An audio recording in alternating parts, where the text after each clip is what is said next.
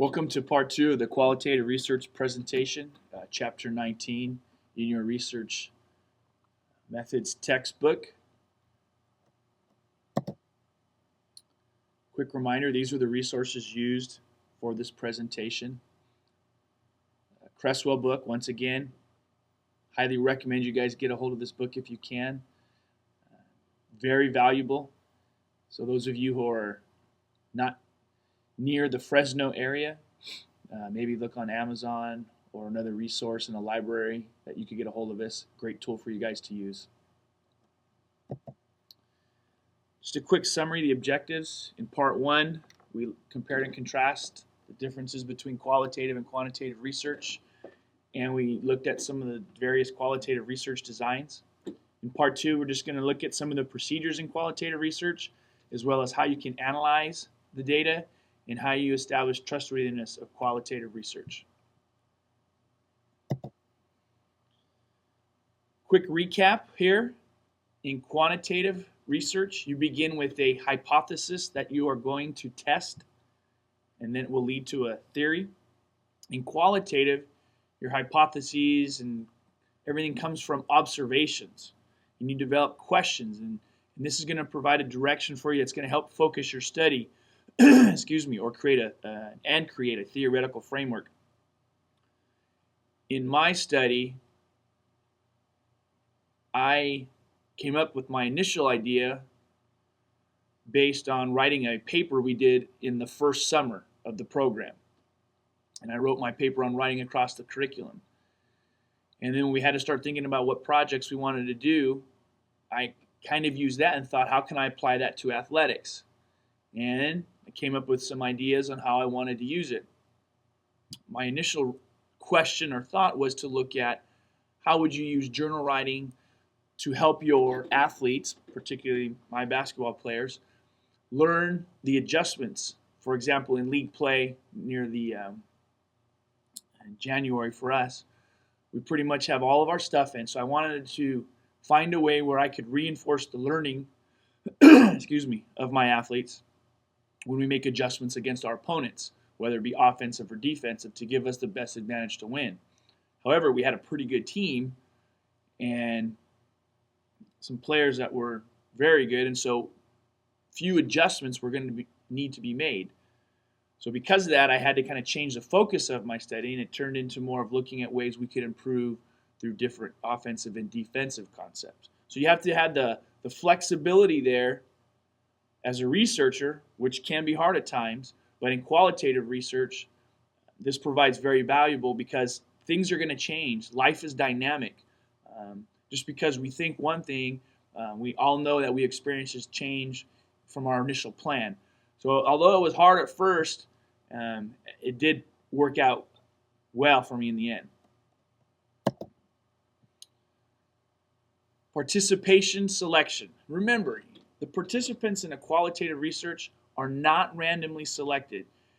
If you're going to do a qualitative study, it's because you want to understand a certain piece, certain characteristics of a phenomena.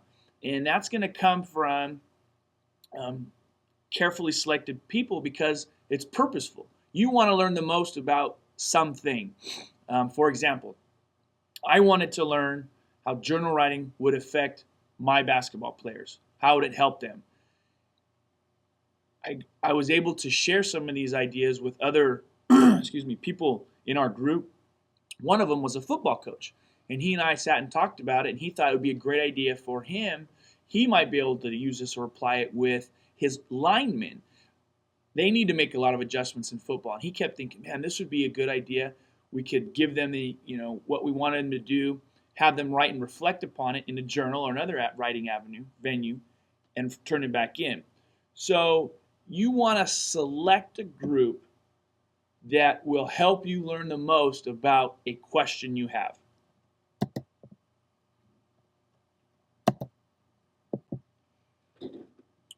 The setting. The setting is very important in qualitative research. You need to have access to the field, to the setting. For example, my setting was primarily a basketball court and with my players. For another person, it could be a football field or a soccer field, the volleyball court. Outside of athletics, you may want to study a certain classroom. What's the culture in this classroom? What's the culture of the teachers in the lunchroom? What's the culture of FBI agents when they're talking together? So you need to be able to have access to the field because that's where you can get in and see the day-to-day operations, how people interact. You get to watch their facial expressions, body language, how they communicate with one another. You just can't go in one day and learn everything you need to know. So you have to have access to the field. When you're there, you're going to observe, you interview, you record. You're trying to write down, photograph, film as much as you possibly can because you want to have an entire enormous amount of information, resources at your hands when you go to look back and analyze what's happening in this setting. And the length in the setting tends to be rather long. When you're doing qualitative research, my study went, 8 weeks, I believe. And that included teaching them how to write the journals, the actual data collection of the journals, the survey at the end. So it's a long process. And in this class, we had read several studies where the researcher was in the setting for months and years at a time. I think one of the most famous stories of a researcher is the researcher who went to Africa and lived amongst the gorillas and there for years. So in these type of designs, you need to be in the setting for a tremendous length of time in order to learn the most about the phenomenon that you're looking at. There are various methods that a researcher can collect the data. On the screen, interviews, observations, document review, AV materials, and I've added journals. And that's what I used as a resource to collect data. I'm going to go over each of these briefly and just give you a quick oversight of them. Although observations may be one of the most popular ways to collect data in qualitative research, I think interviews are probably just as easy. There are various types. You can do group interviews, have a little session where you have 3 or 4 of the participants sitting together and interview them. You can do personal one-on-one interviews with the participants in the group or the setting you're at. Phone interviews, for those of you long distance, you can get on the phone, obviously call, and the same you can use with email. One thing to keep in mind when you're doing your interviews in this type of research design is you want to keep your questions very general and open-ended. When I first started my project, I was very concerned with, I didn't want to lead them with my questions into answers that I was looking for. So I had to stay very, non-biased and objective as possible. So I had to carefully craft the questions that were their journal topics for each week. That way, they had to take the question, answer it, elaborate on it, analyze it, and that way they had to self-reflect and think about it because that's what I really wanted to understand. So you have to keep it general, very open-ended, so they can explore their thoughts, explore their ideas, and discover for themselves. Then from the interview, you'll take that information that's recorded and transcribe it for analysis. So, for example, if you're doing an interview, a one-on-one or a group, and you're using a handheld recorder, you need to go back, rewrite all those so you can look at them later, look for patterns in the writing, look for patterns in the discussion, and then use those for analysis for your study. Observations, as I stated, probably the most popular and easy way to do or gather data for qualitative research. And it's very simply, you gather information by observing people and places at a research site. Now, a research site can also be the laboratory. Let's say you're actually in a lab. That technically can be your research site. But I would say the majority of the time, if you're doing qualitative, you're out of the lab. You're out in life is how I like to look at it. For me, I'm out on the gym floor with them. So they were doing their journals at home, but I was able to observe them on the floor and seeing if what they were writing about was matching up on the court, as well as I was using some audiovisual materials, game film, practice film as well. A couple different roles when it comes to observation. You can be the participant observer or a non-participant observer. And if you're a participant observer, you're basically in with the group. You're part of that culture sharing group, and you're right there along with them, which probably is, in my opinion, the best way to do qualitative, in the sense that you're non-obtrusive in a lot of ways. You're accepted into the group. They feel comfortable. They don't have filters up where they're thinking, gosh, do I have to answer this way? Do I have to do things this way? You're probably going to get more natural responses than what you're looking for versus the non-participant observer who really just comes into the setting, is not really part of the group, does what they need to do, get out, keeps coming back. There's never that connection, which I think can help in research. It probably has a hindrance, but for the most part, being a participant observer should allow you to collect more valuable data. You need to conduct multiple observations. I don't feel, and probably most researchers don't, you're going to obtain the data you need in just one observation or two. You probably need to go back more than once, which goes back to the length of time of the setting when you're in the setting. So conducting multiple observations gives you more data, more insight into what you're looking for in a phenomena. And during your observations, you'll have descriptive and reflective field notes. Descriptive field notes are just very simply, you describe the events, the people, the activities, or what's going on.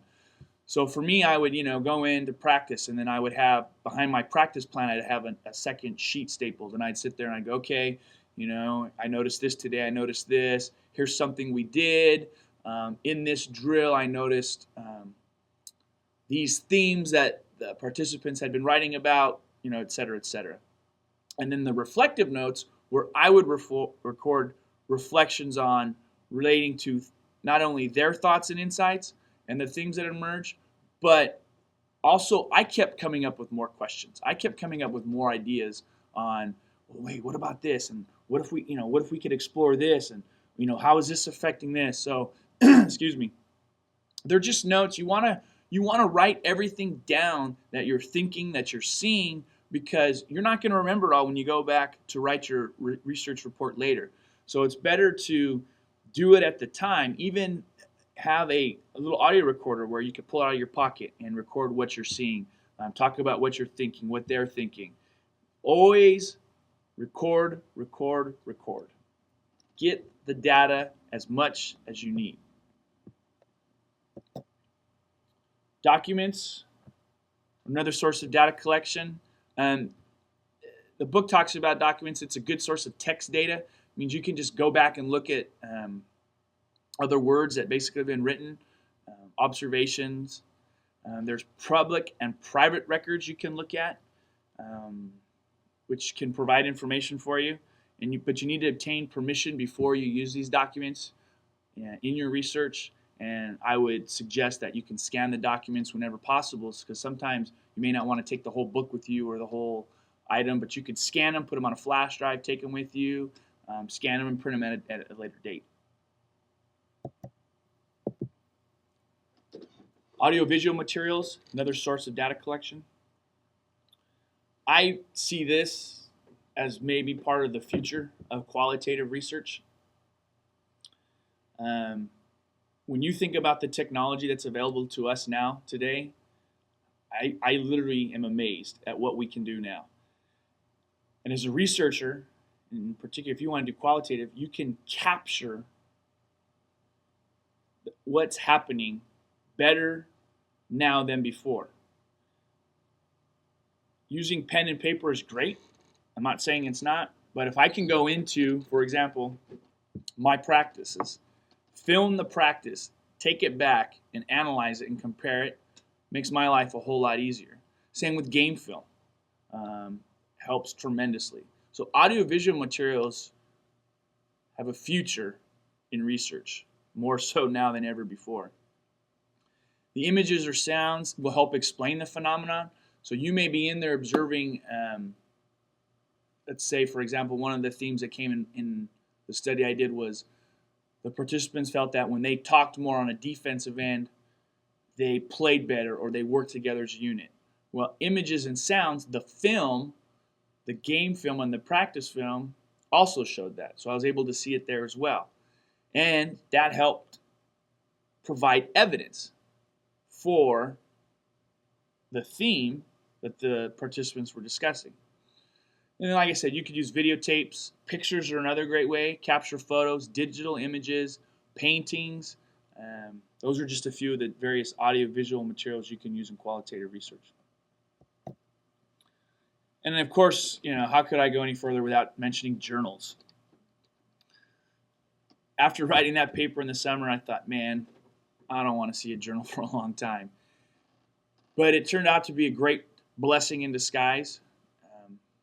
And I started thinking about when I was in school how we used journals, and writing in journals did help understand material. Journals are a great source to collect data. I found it very easy to go and buy journal composition-bound books. Each of the participants had a journal. We'd hand it out to them. I had a worksheet, a sheet that had the journal entry topics I wanted them to discuss. They give the journals back to me. I was able to create a dialogue between myself and the participant. They would write, and I could make comments. Hey, this is a good point. What do you mean here? Explain yourself. And it helped create a bond with the participants. And it guided them into not so much of where I wanted them to go or what I was thinking, but how to self-reflect more and think more about as a team and what they were trying to accomplish. It was a great place to code the data, mark reactions, concerns, and speculation. But after the first two entries, I started thinking, well, wait a minute. If I code too much on here with highlighters and making markings of what I'm seeing, that could lead them into writing what I want. So, for example, if participant A wrote about communication on defense, and I'm marking that in her book, she may be thinking, well, that's what he's looking for. And it doesn't give me a true picture of what they're doing. So what I ended up doing was taking their journals and then making photocopies of the pages, and I could code them on there, and I kept it separate, but I would still write in the journal, hey, good thoughts, good ideas, keep up the good work. Words of encouragement, positive reaction, positive reinforcement, those type of things. And journals are also a source to create new theories and ideas. One of the benefits that didn't really discuss a whole lot in my study was how in the journals, the participants started coming up with theories about how we should approach game plan, how we should approach this team when we play them. Some ideas for drills, in fact. One participant was very frustrated with some of the other people on the team in particular drills, and they had a couple ideas that they thought may help the drill improve, which would help the team improve. And so we looked at that and incorporated a couple of those ideas, and it did help. So we were able to, I was able to create dialogue, nonverbal dialogue with the participants through this, the journal. Great source to collect data. Analysis, interpretation, and categorizing. I'm not going to lie, this took a lot of work. A lot more work than I talked to my cohorts, my friends that were doing quantitative studies, and they were like, oh yeah, we're done, we did a couple math, we did this, got the calculations, here it is. I'm sitting there going, oh, great, Words are not easy to analyze. It takes time because you need to read what's going on. You have to transcribe. So up front, know this. There's a lot of work that goes with qualitative research designs. The data analysis is ongoing throughout the study. It's going to occur during and after data collections. Journals would come in, I'd look at them, analyze them, send them back, and the thought processes are still going, and information just kept going back and forth, and the data kept getting moved around. Right? And remember this, you are testing a research question, not a theory. Just keep that in mind. I think that may be part of why it's so much work. But you have to transcribe the data into words. This was something that I didn't find as difficult, this part here, because my primary instrument for collecting was a journal. So everything already was in words. I would say 85-90%. What wasn't were just my basic field notes, stuff I saw on film, observations. So those had to be transcribed. But for the bulk of the study, everything was already put into words. So that helped me out a little bit. You need to remain close to the original proposal. And here's what I mean. With being, flexible.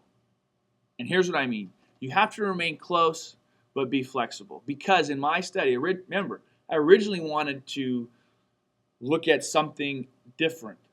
I wanted to have the participants discuss how journal writing or how did writing help them understand adjustments we were going to make for them from our normal concepts. But that didn't happen. So, I had to go with some other questions that could be addressed. But here's what I found out. As the journals were coming in and I was sending them back out, they were sending me data and it kept raising new questions in my head. New ideas. Okay, well, what about if I look at this? Well, hey, what about if I look at this? And it just, all this stuff kept unfolding. All these, it's like layers upon layers upon layers. I just kept going, man, well, now I understand this. What if we go here? Man, you could really get in here. So I'd be calling Jim all the time, probably drove him nuts, thinking, hey, I've got this, and then I have this. And he's like, whoa, whoa, whoa. Keep it simple. Just stick to some of your original questions and just look for some bigger themes and data that's reoccurring. So you almost, it's overwhelming, I guess is the way to put it, in what you're going to receive back as far as data. So you kind of have to just look for big pictures and themes. And then, some things that I'm actually considering and looking at some of these other questions that arose, take just those small chunks and focus on those in other research projects. So, just stay focused on the big themes and the reoccurring data.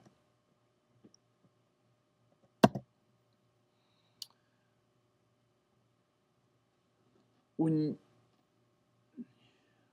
analysis, interpretation, categories. So now you want to interpret the data. You want to bring all these words, all this data into one comprehensive portrayal of what's going on. In order to develop a comprehensive portrayal, the book talks about analytical narrative and the narrative vignette. And in your research book, an analytical narrative is just defined as a short interpretive description of an event or a situation that's used in qualitative research. You're just, as the researcher, as the writer, you're providing a description of, here's what happened in the field. Here's what we saw. Here's what happened. From that, you create a narrative event. And on the slide, you see details, details, details. Part of being in qualitative data, you have to provide, and you're going to hear this term, rich, thick writing. You should be a pretty good writer or have someone that can write well for you to write these details. You want to give the reader a good feeling of what it's like to be in that environment. You're going to discuss, what people are saying, what they do, how they think, what they feel in that setting. And to do a lot of this, you use quotes and examples to support your conclusions. In my study, I used a lot of quotes because that led into, that helped me write narrative, and then I could go into another quote which supported the previous quote, and it just, scaffolded itself and helped the writing process. So you get this beautiful narrative written, and it's detailed, it's rich and descriptive, and people read it and they go, man, I was there, I understand what was happening, and man, this is good. But is it trustworthy? The term trustworthiness is used in qualitative research. Qualitative research does not look to provide numerical evidence like quantitative. The terms reliability and validity are not used in qualitative. Those terms are, quote unquote, replaced with trustworthiness. It's a term used to describe the overall quality of the results of your study. A couple questions will come to mind. First, is the study competently conducted? And two, is it ethically conducted? To conduct a competent qualitative study, there are four things that need to be looked at. The first thing that we'd look at is credibility. Credibility defined is just providing an accurate description of the setting and the subjects. This is where good writing skills come into play. Does the reader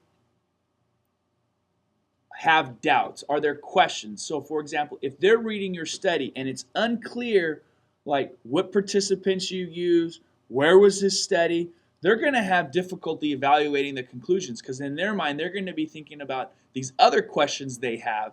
And if those questions are generated, then they're going to have questions about evaluating your conclusions.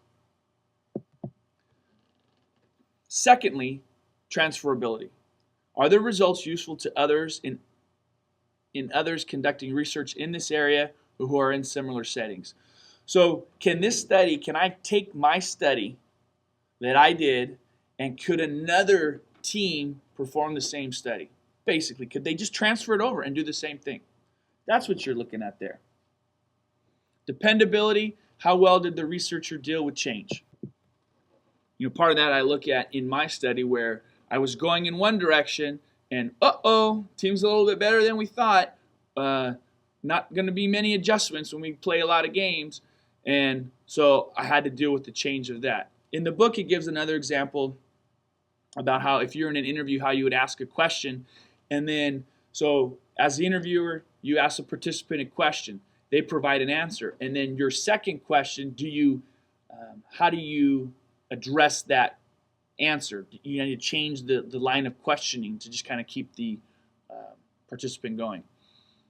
And finally, when conducting a competent qualitative study, you look at confirmability.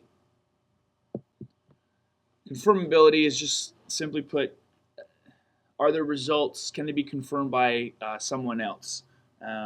This is a characteristic, and we're going to talk a little bit more about how you can confirm results dealing with trustworthiness. Evidence of trustworthiness. On the screen, this comes from page 360 in your research method book. These are ways where you can provide evidence of trustworthiness in a study. The asterisks, the ones with asterisks are the only ones that I'm really going to talk about for the sake of time because these are the ones I used. Thick, rich description. Obviously, the more you can write and describe and leave out questions by the reader, the better off you're going to be. So if you want to conduct a qualitative research, but maybe you're not the best writer in the world, get someone else to do it. Probably be the best way. But really, if you can just, like I said, keep questions out of the reader's heads, you'll be fine. Triangulation. Triangulation is simply where you use three sources of data to support your conclusion. Obviously, the prefix means, we all know, three. And when you really break it down, you think about, from a geometric standpoint, pyramids, triangles are strong geometric shapes. So when I was trying to find ways to provide evidence of trustworthiness, I thought this would be one of the best.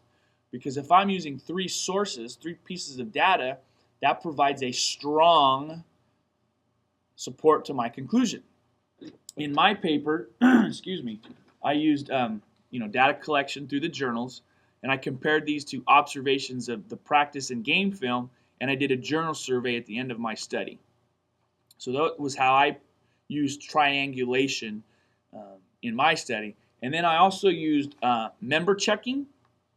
Member checking is just where you go back to the participants and you share what you've interpreted from all this observation, all this work, and you gain their input. And I had 3 participants, 3 players from the study. They volunteered to read my results, and they were allowed to make comments back to me what they thought, but they all felt that the data interpretation was an accurate portrayal of what occurred over the course of the study. So those are just the ones I used. If for more detail on the other ones, please refer to page 360 in your book. Well, some final thoughts. That's it.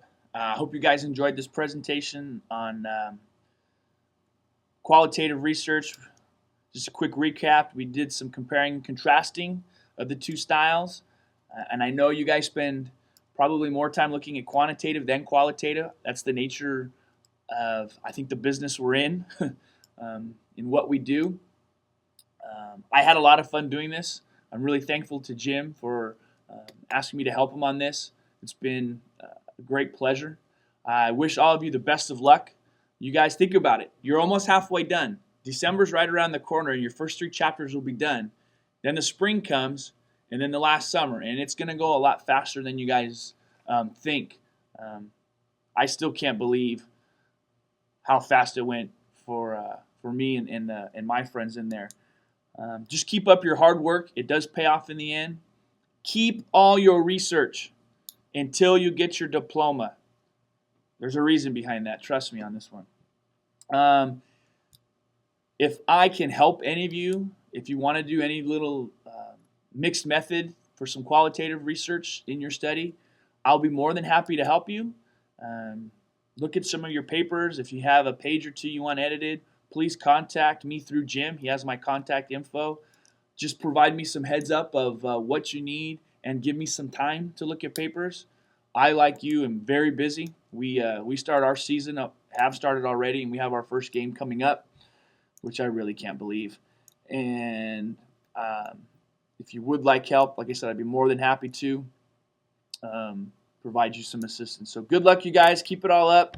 You guys will all make it, and you'll be done before you know it and moving on to better things.